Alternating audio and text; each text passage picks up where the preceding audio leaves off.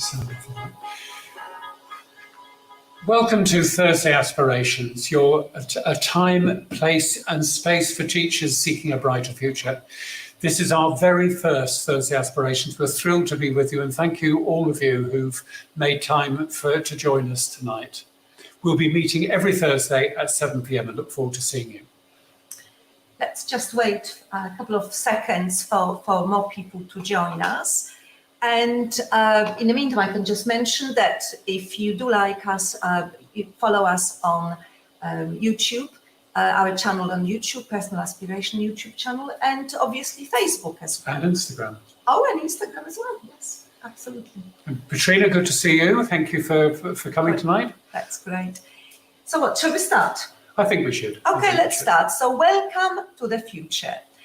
Few words about Thursday Aspirations. If you are joining us today, you are probably a teacher, and probably the teacher who are absolutely working under enormous amount of stress, under enormous amount of pressure from absolutely every possible direction. Management, parents, Ofsted, not knowing if exams are going to be cancelled this year, what's going to happen, and all the things which come from teaching in COVID times. Now, you may have dreams of a greater and better future for yourself and for your family. And this prosperous future may lay just outside teaching. And this is where personal aspirations come and help you to get there. So the purpose of Thursday Aspirations is to explore specific ideas about using your teaching skills beyond the classroom. We are creating a knowledgeable and supportive community to help you with this exploration. And today we would like to introduce a little part of that. We're going to be talking about discovering your niche. This is based on our roadmap for teachers who are wondering about life beyond teaching. And Mary will show us, Mary will show a very quick presentation showing our 7-step guide, very suitably called for teachers MIDTERM. So over to Mary. Thank you. So we're going to be looking, as Dorothy said, we're going to be looking at the MIDTERM system, and we'll vanish just for a moment while we consider that. And the MIDTERM system is something that we developed to look at all the key ideas that you need to consider if you're thinking maybe mid-career of saying, okay, I've done that, I've done teaching, I would like to take the skills I've had as a teacher and use them in a different sphere and maybe make more money, maybe have a more satisfying time. So it gives you a chance to look at all the key things that we, in our experience, have found to be important. Teaching is it's a rewarding, but it's a very challenging profession. And I think certainly since I left teaching, it was getting hard in my final few years with all the demands that there were on teachers. But it has become a lot tougher since, and I'm very aware when I talk to people who are still in harness, as it were, in teaching, how tough it can actually be. But both Dorothy and I recognise it's also extremely rewarding. And I know that in my subsequent career, very often when I was standing in front of people, explaining things or talking to them or educing ideas or whatever, I recognise I was still using many of the same skills and enjoying them. And those of you who've been through the experience of teaching in the COVID years will, over the last 2 years, will have developed a whole range of new skills in terms of giving online education, organising online education, that is actually extremely useful beyond the teaching sphere as well. So Dorothy and I, in fact, we came up with this model when we were travelling across Poland some years ago. We had a very long journey on a bus, and we were crammed at the front of the coach. And we said, how can we capture the essence of what we have gone through in order to build a career outside of teaching? And we came up with these 7 aspects, if you like, the 7 simple steps, 3 of which are more interior.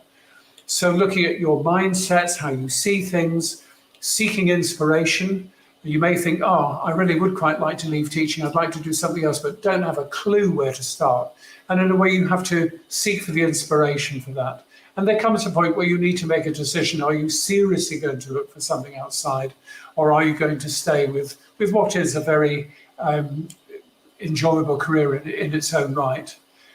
And then if you do move on this journey, then you need to look at time management, how you manage a busy teaching schedule while you're developing something else. You need to decide that we're going to look tonight at your enterprise, your niche, what's possible. You need to become your own researcher. There's a huge amount to begin to explore and get your head around if you're going to set up a business alongside or beyond teaching. And then finding suitable mentors. None of us can make this journey without having other people who are able to guide us along the way in some way. And for each of these steps, Dorothy and I have developed a system, a series of key ideas that we will unfold. And we will touch on these as the Thursdays unfold going forward in this year. But we thought it might be helpful to start first, just say a word or two, for those of you who don't know us, a word or two about our background. So Dorothy. Right, so I've been a teacher for nearly 15 years actually, and taught in sixth form college. But it came to the point where I really wanted a new career, and I found this new future in becoming a property developer, a property investor. I've been doing it for over 6 years now. I'm finding it very, very rewarding. And one of the rewards from that is the fact that we are sitting now here in Crete with a cracking fire behind us and enjoying our life. Very true. And that was perhaps one of the greatest benefits of actually leaving teaching, was having control of time and being able to do things differently. So to say a little bit about myself, I also started teaching in a sixth form college, and purpose-built sixth form college near Southend, which I have to say I loved every minute of it, and stayed at that level, the 16 to 18 year group, which was a very rewarding thing to do. But after 10 years and after 15 years, I felt I wanted to do something else with my skills and abilities. And I started training first as a counsellor, and then I took a training in psychotherapy. And that actually, I didn't see it that way at the beginning, but that actually proved to be the bridge to become a management consultant, which I then did later on for 15 years.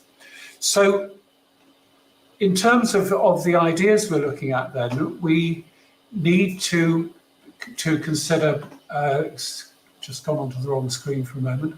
We need to consider the enterprise that you might be part of.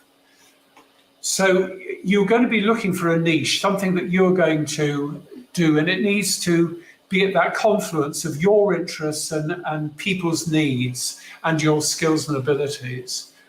So initially, you're probably going to be searching for a seed idea, but behind your new sphere of work, something that you can begin to grow, something you can begin to nurture while you carry on teaching and thinking, but if I was to shift over to doing whatever it might be that would become your niche, will that prove to be satisfying? And is it something I can do?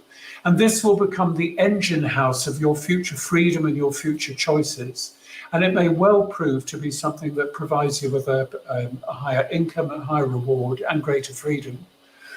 And it will be where your enthusiasm, skills, and interests meet somebody's specific need. And what you will be doing is serving somebody's need. It's not that you'll be leaving teaching to go and do something that isn't meeting the ideals that I'm sure have been there with you as a teacher. You will undoubtedly find a way of using what is crucial to you and important to you in a new sphere. So let's go back to this.